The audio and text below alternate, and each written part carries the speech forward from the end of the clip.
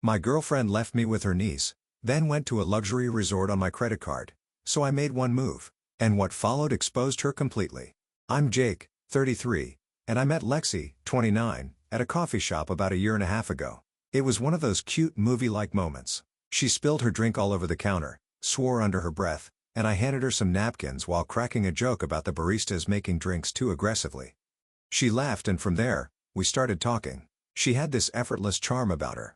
Like she didn't have to try to be the most interesting person in the room. I asked for her number that day and we hit it off fast. Dates turned into weekends together.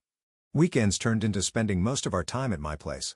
And before I knew it, we were a couple. Lexi was fun, spontaneous, and the kind of person who could make any situation seem exciting. She always had a story, always had a joke, and always seemed to have this air of confidence that was contagious. But looking back now, there were cracks in that image. Ones I completely ignored at the time. One of the first red flags I missed was how Lexi talked about her family. She had an older sister, Emma, who she described as a mess. Emma was a single mom to an 8-year-old daughter, Lily, and Lexi never missed a chance to complain about them. Anytime Emma needed help with Lily, Lexi would go on about how inconvenient it was. She treats me like her personal babysitter, Lexi would say, rolling her eyes. I have my own life, you know. At first, I didn't think much of it. Siblings vent about each other all the time. Right? I figured Lexi was just blowing off steam and that it wasn't a big deal. But what stuck out to me was the way she talked about Lily. Most people when they talk about kids have at least a little softness in their voice. Not Lexi. She made it sound like Lily was some huge burden. She's not even that hard to handle, I remember saying. Kids that age just want to play games and eat snacks. How bad could it be? Lexi scoffed. Yeah. But it's not my job, Jake. Emma chose to have a kid, not me. That response stuck with me. I didn't say anything at the time because I didn't want to start a fight, but it felt cold. The way she dismissed her own niece like that rubbed me the wrong way. But I chalked it up to her being frustrated in the moment. The more I think about it, the more I realize how much Lexi liked to frame herself as the victim in every situation. If Emma needed help, Lexi would act like she was doing some massive charity work. Like she was a saint for watching her niece for a couple of hours. She'd never admit it, but she loved playing the martyr. And because I didn't know Emma well, I only had Lexi's version of events to go off of. Lexi also had this habit of being vague about her plans. She'd tell me she was busy or had something to take care of, but she'd never go into detail. If I asked, she'd brush it off like I was prying too much. At the time, I didn't think it was a big deal. She was an independent person and I respected that. But now I realize she used that vagueness as a way to keep me in the dark about a lot of things. One of the few times I met Emma, I started to see cracks in Lexi's narrative. Emma seemed tired, sure, but she was nice and clearly loved her daughter. She thanked Lexi for helping out and even offered to pay for dinner, which felt weird considering how much Lexi complained about being taken advantage of. After we left, I said, Emma seems nice. I don't know why you make her out to be so difficult. Lexi shrugged. She's fine in small doses. You don't see what I see. I let it go, but looking back, it's clear Lexi was leaving out a lot of context. Another thing I should have picked up on was how Lexi handled responsibility in general. She hated being tied down to anything. If someone asked her to do something that didn't directly benefit her, she'd either find a way to get out of it or do the bare minimum. It was always about what was convenient for her. One time, a friend asked if she could pet sit for a weekend. Lexi agreed. But when the time came, she handed me the key and said, "You're better at this kind of stuff. Can you check on their dog for me?" At the time, I thought it was funny, like she was just being lazy. But now I see it for what it was. She didn't want to deal with anything that took effort. That laziness bled into how she treated me too. If we made plans, I was always the one organizing everything. If we had a disagreement, I was always the one who had to smooth things over. Lexi liked to act like she was easygoing, but really she just didn't want to put in the work. And yet, I kept making excuses for her. I told myself she was just busy or tired or didn't realize how her behavior came across. I wanted to believe she was the fun, carefree person I'd fallen for, not the selfish, entitled person she really was. The truth is, I was blind to how one-sided our relationship had become. I did everything I could to make things work and Lexi took it all for granted. I didn't see it then, but she wasn't just inconsiderate. She was straight up manipulative. But all of that came to a head one Friday afternoon. I walked up to my house expecting nothing more than an empty living room and a peaceful weekend. Instead, I found an 8-year-old sitting on my front steps, holding a tiny pink suitcase and looking at me like I was supposed to have all the answers. "Lily?" I asked, trying to make sense of what I was seeing. She nodded, holding out a piece of paper like it was her ticket to a ride she wasn't sure she wanted. I took it and there it was, my address. scrawled in Lexi's unmistakable handwriting. She said you'd take care of me this week, she said. Her voice casual, like this was a normal drop-off. I stood there stunned. Lexi hadn't mentioned anything. Not a word, not a text, nothing. My phone was in my pocket, so I yanked it out to check if maybe I'd missed something. Nope. No messages, no calls, no warning. Just her niece sitting on my porch with a suitcase and a note. I crouched down to her level. Hey, did your aunt say where she was going? She said she's going to see your friends. Lily replied, shrugging like it wasn't a big deal. Friends? What friends? I didn't even know she had plans this weekend. I brought Lily inside, figuring we'd sort this out in a minute. I got her some juice and a granola bar while my brain scrambled to process what was happening. I tried calling Lexi, but her phone went straight to voicemail. Okay, maybe she was driving or her phone was off. I left a message. Hey, Lexi. You left Lily here. Call me back, like, immediately. I wasn't sure whether to be angry, confused, or both. Mostly, I was just trying to stay calm for Lily's sake. She was munching her granola bar like this was a totally normal Friday night, and I didn't want to stress her out. After a few minutes of pacing and no callback, I sent a text. Why is Lily here? Where are you? Nothing. I decided to ask Lily a few more questions, keeping my tone light so she wouldn't feel like she'd done anything wrong. So your mom's at work, right? And Aunt Lexi said she'd watch you? Yeah, Lily said. She said she had to go see her friends, but you'd be fine watching me. Fine watching her? Was this some kind of sick joke? I opened the suitcase to see what Lexi had packed for her. Inside, there was one change of clothes, a stuffed animal, a half-empty pack of crayons, and a coloring book. That was it. No snacks, no pajamas, not even a toothbrush. It was like she'd packed in a hurry, barely thinking about what Lily might actually need for the weekend. This wasn't just inconsiderate, it was neglectful. How did she think this was okay? At that point, I was fuming. I called her again straight to voicemail again. I tried texting her this is not okay. Call me a sap nothing. I felt a mix of disbelief and fury. Who does this? Who drops a kid off at someone's house without asking first? And not just any kid, her niece. Lily was sitting on the couch flipping through her coloring book totally unaware of how furious I was. I took a deep breath and reminded myself that none of this was her fault. She didn't ask to be caught in the middle of her aunt's ridiculous stunt. I sat down next to her and said, Hey kiddo, how about we figure out dinner? Can we have chicken nuggets? She asked, her face lighting up. Sure thing, I said, forcing a smile. I threw some nuggets in the oven and tried to figure out my next move. I didn't have Emma's number and I barely knew her. The only person who could fix this was Lexi, and she was completely unreachable. While the nuggets cooked, I tried to distract Lily with a movie. She picked some animated flick I'd never heard of, and I sat there pretending to watch while my mind raced. What if Lexi didn't come back tonight? What if she didn't come back tomorrow? How long was this girl's trip supposed to last? I couldn't just sit around and hope she'd show up. After dinner, I went through Lily's bag again, hoping to find some kind of clue, maybe a note, an itinerary, something. Nothing. All I found was a little sticky note stuck to the inside of her coloring book with Lexi's scrawled handwriting. Be good. Uncle Jake will take care of you. Uncle Jake? I wasn't her uncle. I was Lexi's boyfriend. And since when did I agree to this? The note felt like a slap in the face. Lexi hadn't even bothered to call or text me before making this decision. She just assumed I'd handle it. By bedtime, I was at my wit's end. I set up the guest room for Lily, made sure she had everything she needed and tucked her in. She smiled and said, Thanks, Uncle Jake. Like, this was all perfectly normal.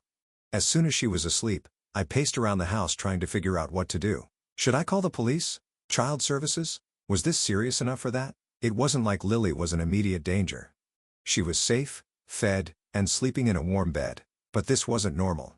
I decided to give Lexi one last chance before escalating things.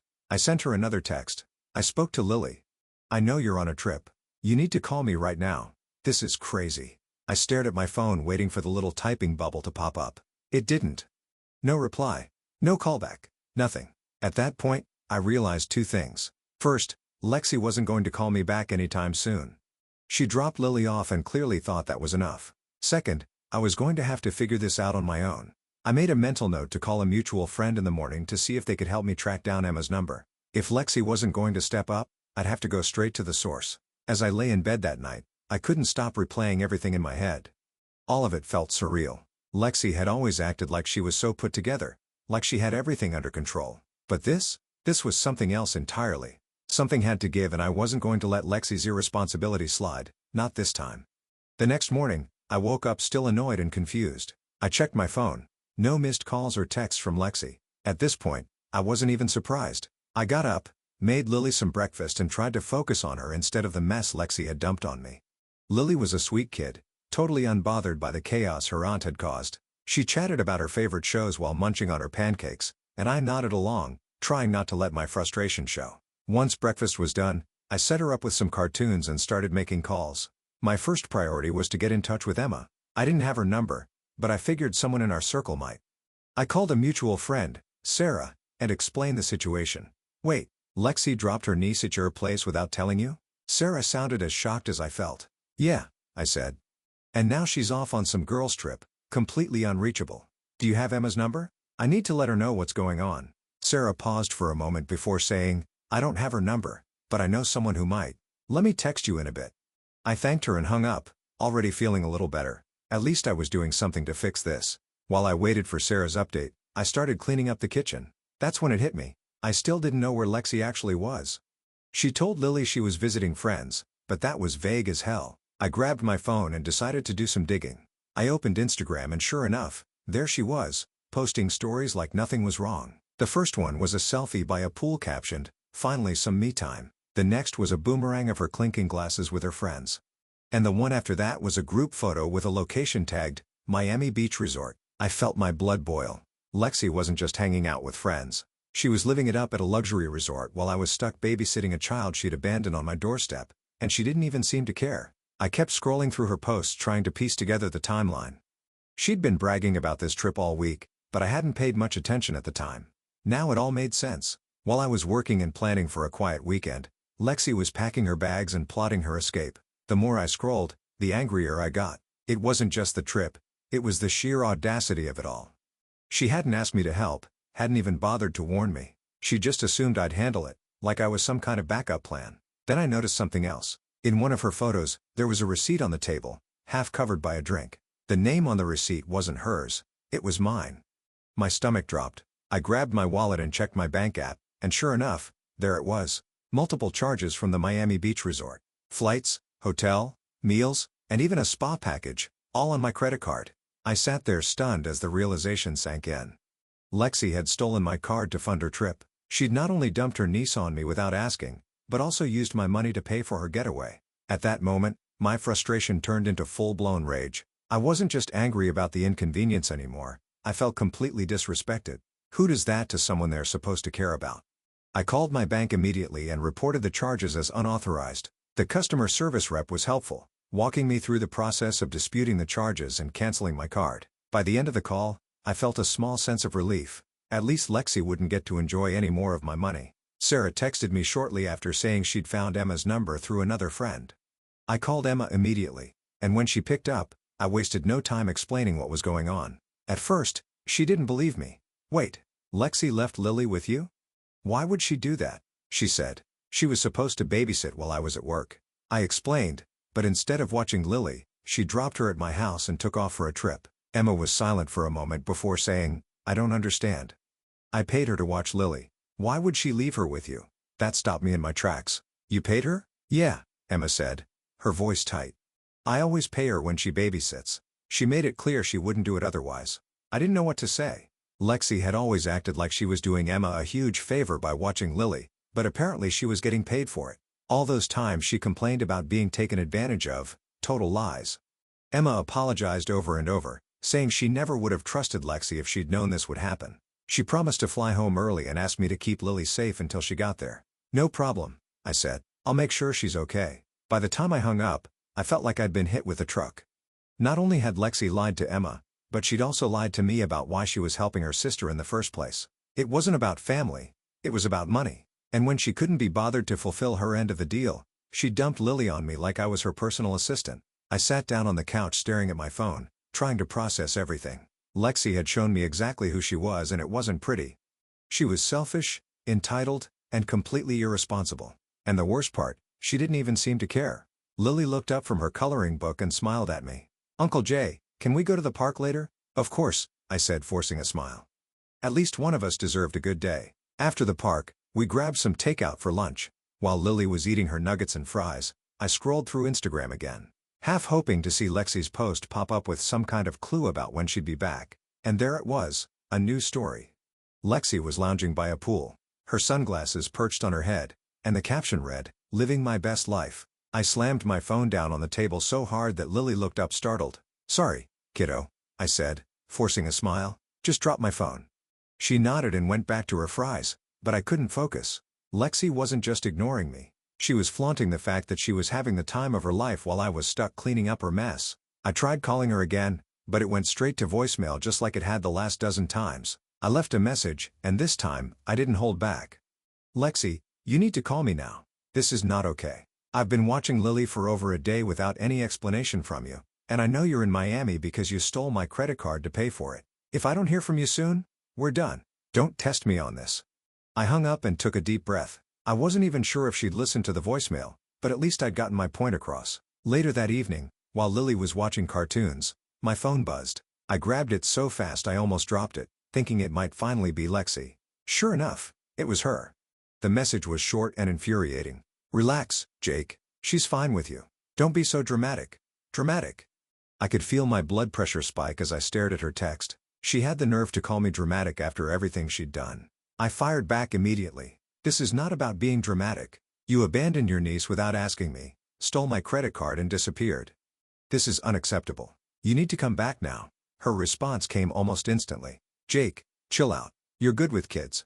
It's just for a couple of days." At that point, I wasn't even mad anymore. I was furious. She wasn't just ignoring the problem. She was acting like it didn't even exist. I didn't bother replying. I needed to cool down before I said something I couldn't take back. Instead, I called Emma again to let her know what was going on. "She texted you that?" Emma said, her voice tight with anger. "I can't believe this. She's completely out of control. I'm flying home tomorrow, Jake. Just hang in there a little longer." I told her not to worry and that Lily was fine, which was true. Despite everything, Lily was still her cheerful self, drawing pictures and telling me stories about school. She had no idea the adults in her life were completely losing it. The next day while I was making breakfast, I got another message from Lexi. This time, it wasn't just her brushing me off. It was an accusation. "You're seriously ruining my trip. I trusted you to handle this and now you're acting like a child. Grow up, Jake." That was it. I wasn't going to let her twist this around and make me the bad guy. I called her and this time she actually picked up. "Finally," I said, my voice sharp. "What the hell is wrong with you, Lexi?" She sighed like I was the one being unreasonable. "You're so dramatic, Jake. I trusted you because you're good with kids. This isn't a big deal. You're just overreacting." I was so mad I could barely think straight. "You know what? Don't bother coming back here. We're done. I've had enough of your selfish crap." "Jake, don't be stupid," she said, her voice rising. "You're going to break up with me over this? Seriously, you're such a..." I hung up before she could finish. I wasn't going to sit there and let her insult me after everything she'd pulled. After the call, I blocked her number. I was done letting her push me around and make me feel like I was the crazy one. When Emma's flight landed later that evening, she came straight to my house to pick up Lily. I told her everything that had happened. Emma was livid. "She's going to pay for this," she said, holding Lily close. "I'll make sure of it." After they left, I thought things might finally start to settle down, but I was wrong. This wasn't over, not by a long shot. The chaos Lexi unleashed didn't end the moment I kicked her out of my life. In fact, that's when the fallout truly began. I started by following up with my bank. The customer service rep I spoke to had been great about disputing the charges when I first called, but now they wanted more details for their investigation. I forwarded them screenshots of Lexi's Instagram posts showing her tagged at the Miami Beach resort, along with copies of my bank statements highlighting the unauthorized charges. "We'll escalate this to our fraud department," Rip told me. "If the charges were made without your authorization, we'll flag them and notify the proper authorities." Hearing that felt like a small victory. Lexi thought she could get away with using my money for her selfish trip, but now it was going on record as fraud. The next call I made was to the Miami Beach resort. I explained the situation to their customer service team, letting them know the charges were disputed because Lexi had used my card without permission. The woman on the other end sounded appalled. "I see the reservations," she said. "It looks like 2 nights were already completed, but the remaining nights have been canceled." "Great," I said. "And what happens now?" "Well," she continued, "since the payment is under investigation and flagged as unauthorized, her account here will also be flagged for fraud. She won't be able to book with us in the future." That was the icing on the cake. Lexi loved flaunting her luxury trips, and now one of her go-to spots was banning her. It wasn't going to undo the damage she'd done, but it was a step in the right direction. Meanwhile, Emma and I stayed in close contact. She was furious and laser-focused on making sure Lexi couldn't pull a stunt like this again. I filed a CPS report, Emma told me during one of our calls. I explained everything.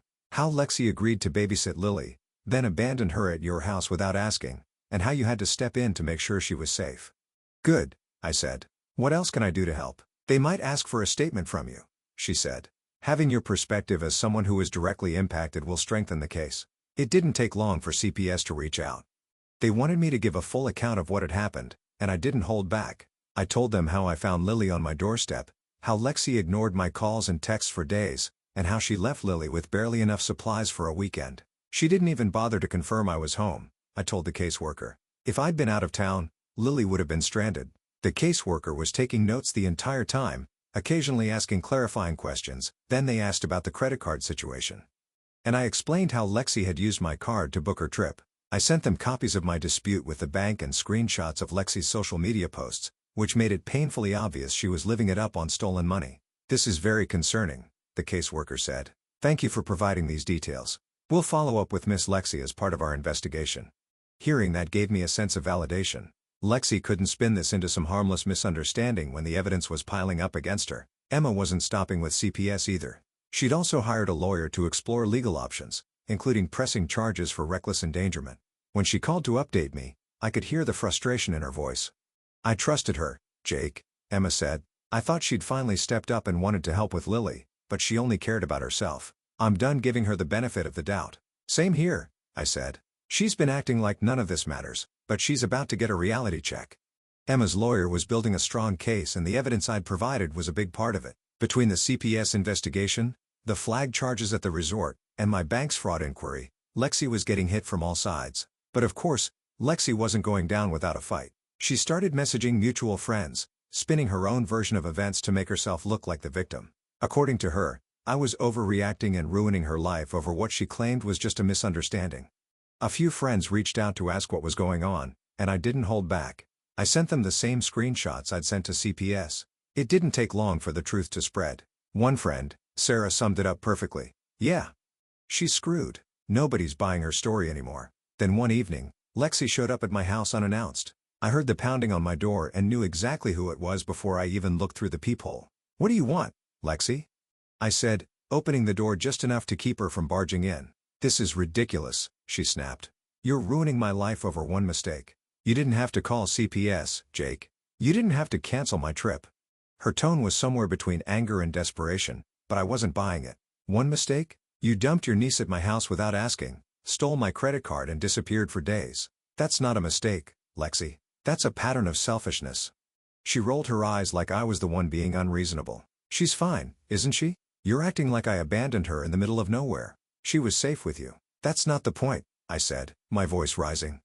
Lexi started to argue, but I wasn't interested in hearing her excuses. We're done, Lexi. You need to leave. She shouted something about me being petty and vindictive as she stormed off, but I didn't care. Let her throw a tantrum. It didn't change the fact that she'd burned every bridge she had. By the end of the week, the fallout was impossible for Lexi to ignore. CPS was fully involved. Her bank account was flagged for fraud at the resort, and Emma's lawyer was preparing to press charges. Even her family was furious with her. Emma told me their mom had called to apologize for Lexi's behavior, saying, she's going to have to learn the hard way. After weeks of chaos, the storm that Lexi unleashed on my life finally started to calm down. But not before she got a front row seat to the consequences of her own selfishness. Watching her downfall was like watching someone trip over their own mess. And honestly, it felt damn satisfying. Let me set the stage. CPS had launched their investigation. The Miami Beach resort flagged her for fraud. My bank was moving forward with its inquiry, and Emma's lawyer was gearing up to press charges. Every door Lexi tried to escape through slammed shut, and she was finally realizing she couldn't charm or lie her way out of this one. But of course, Lexi didn't go quietly. Even as everything fell apart around her, she tried to shift the blame onto anyone but herself. She posted a long melodramatic rant on social media about how she was being targeted by people who didn't understand her situation. Everyone needs to calm down, she wrote, because this is all a misunderstanding. I trusted the wrong people and now I'm paying for it. It's so unfair. Unfair? That word hit me like a slap. Lexi thought it was unfair that she was being held accountable for abandoning her niece and stealing my money. She had some nerve. The comments on her post were divided. A few people who didn't know the full story chimed in with sympathy, saying things like, "Stay strong girl and haters gonna hate." But most of the responses weren't so kind. One person wrote, "Didn't you leave your niece with your ex and run off to Miami? That's not a misunderstanding. That's trashy." Another said, "Maybe you should take responsibility for once instead of blaming everyone else." Just a thought. I didn't comment. I didn't need to. Lexi was burying herself with every word she posted. Meanwhile, Emma and I kept in touch as things progressed. CPS didn't mess around. They interviewed Lexi, and according to Emma, it didn't go well for her. She tried to play it off like she didn't know it was a big deal. Emma told me during one of our calls, but the caseworker wasn't buying it. They told her straight up that abandoning Lily like that was neglect, and they're recommending mandatory counseling if she wants to stay in Lily's life. Hearing that made my day. Lexi had spent so long acting like she could do whatever she wanted, but now she was finally being forced to face reality. But it didn't stop there. Emma's lawyer was relentless, gathering evidence and building a case for reckless endangerment. Lexi's careless actions had put Lily in a vulnerable position, and that wasn't something Emma or the law was going to overlook. And then there was the financial side of things. My bank officially ruled the charges Lexi made on my credit card as fraud, and they refunded every cent. The Miami Beach resort blacklisted her completely, and I heard through the grapevine that they'd flagged her name in their system so she couldn't even try to book under a different card. She'd burned bridges with everyone. Her family wasn't speaking to her.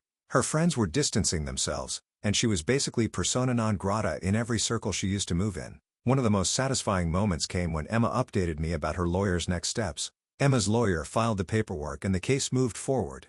Lexi tried to play the victim, but the evidence was overwhelming. All of it painted a clear picture of someone who cared more about themselves than anyone else. I didn't have to testify in court, but I was ready to if it came to that. The thought of Lexi squirming under questioning was enough to put a smile on my face. In the end, the court ruled in Emma's favor. Lexi was ordered to attend mandatory counseling, pay a hefty fine, and complete a parenting class if she wanted to have any future involvement in Lily's life. The reckless endangerment charges didn't lead to jail time, but they were enough to leave a permanent mark on a record. Emma told me that Lexi broke down in tears when the judge handed down the decision, but I couldn't bring myself to feel sorry for her. She had every chance to do the right thing and fix her mistakes, but instead, she doubled down and tried to play the victim. As for me, life has been a lot quieter since I cut Lexi out. Sure, there were some awkward moments when mutual friends tried to drag me into the drama, but most people saw through her nonsense. "Jake, I had no idea she was like that," one friend said after I showed them the screenshots. "You dodged a bullet, man." And they were right. Losing Lexi was the best thing that could have happened to me. I'm still in touch with Emma and Lily. In fact, I recently went to one of Lily's soccer games. She ran up to me afterward, grinning ear to ear and said, "Uncle Jake, did you see my goal?" I laughed and said, "Of course I did. You crushed it out there." Moments like that remind me why I stood my ground. Lily deserves better than someone like Lexi, and Emma is doing everything she can to make sure she gets it. As for Lexi, she's been radio silent since the court ruling. Last I heard, she moved back in with her parents and was trying to get her life together. Part of me wonders if she's actually learned anything, but honestly, it doesn't matter. She's out of my life and that's what counts. Looking back, I'm proud of how I handled everything. I could have let Lexi manipulate me into letting it slide, but instead, I stood up for myself and for Lily. Sometimes, doing the right thing isn't easy, but it's always worth it. Lexi thought she could dump her problems on me and walk away without a scratch. Instead, she lost her vacation, her family's trust, her reputation, and me. And you know what? She deserved it.